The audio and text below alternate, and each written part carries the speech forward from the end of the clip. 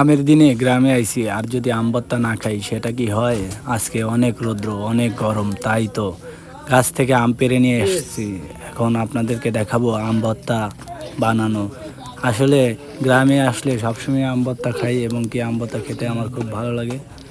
আর এদিকে আমার ছোট ভাইয়ের শালি আসছে, ও খেতে চাইলো, তাই আমরা একসাথে বসে আম ভর্তা বানাচ্ছি। দেখেন বন্ধুরা কি সুন্দর, আসলে খুব সুন্দর এবং কি খুব মজা হয়েছে।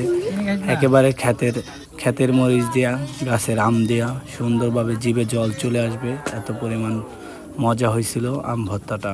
আসলে আম ভর্তা অনেক সুন্দর আমাদের বরিশালে। বন্ধুরা আম ভর্তা কেমন হলো অবশ্যই কমেন্টসে জানাবেন। আর কারা কারা আম ভর্তা খেতে বন্ধুরা ভালো লাগে এই গরমে সেটাও জানাবেন। আর দেখেন আমি কিভাবে রাক্ষসের মতো আম ভর্তা খাচ্ছি।